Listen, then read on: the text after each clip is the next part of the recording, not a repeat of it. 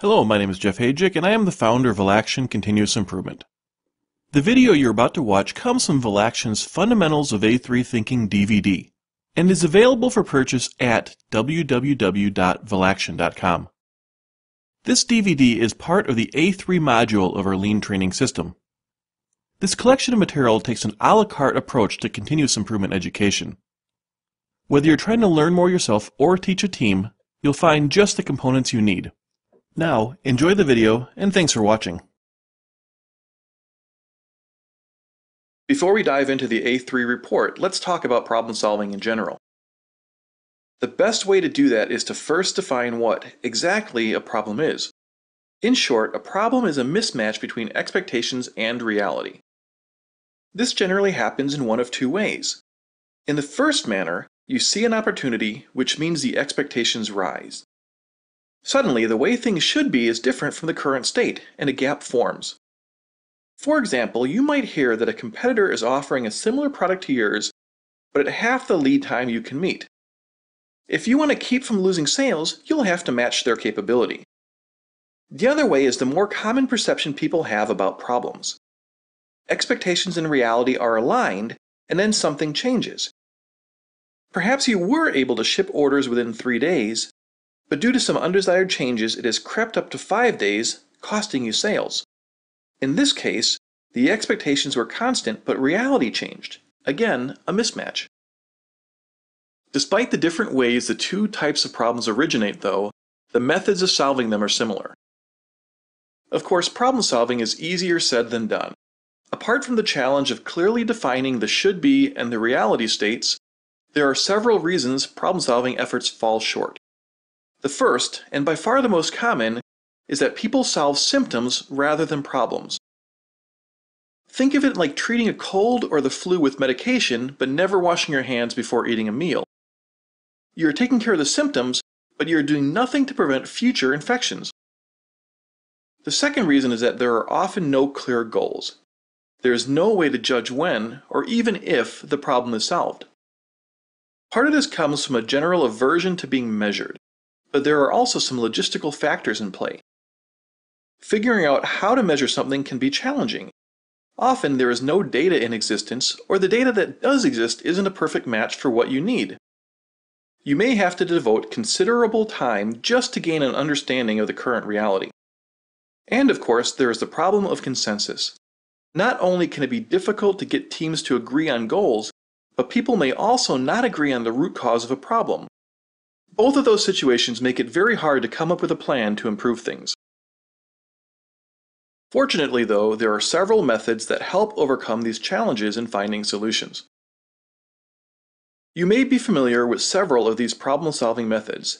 The DMAIC steps, define, measure, analyze, improve, control, provide the underlying structure to Six Sigma. A more familiar problem-solving technique is the scientific method. If you think back to high school, you might recall that it involves posing a hypothesis and then proving it. 8D, or 8 disciplines, is very similar to DMAIC, but adds in a few steps, notably finding a stopgap and celebrating success. Even the Kaizen event process goes through a series of problem-solving steps to achieve its goals. And of course, we can't forget about the A3 process, the topic of today's class. Now, if you are familiar with these methods, you may be able to identify what they all have in common. All of these methods have, at their core, some form of the PDCA cycle, also known as the Deming cycle after W. Edwards Deming. He was a lean pioneer credited with popularizing the Plan, Do, Check, Act cycle. Of note, he actually refers to it as the Shewhart cycle in his book Out of the Crisis.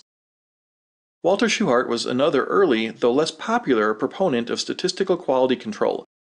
Shewhart, though, originally promoted more of a PDCS cycle, Plan, Do, Check, Study.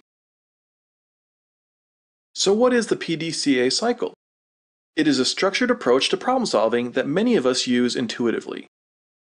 Unfortunately, as natural as the cycle is, we often skip steps, which leads to faulty problem solving. In general, we skip steps when we think we already have enough information. The problem is that often we do not. The plan step is arguably the most important step.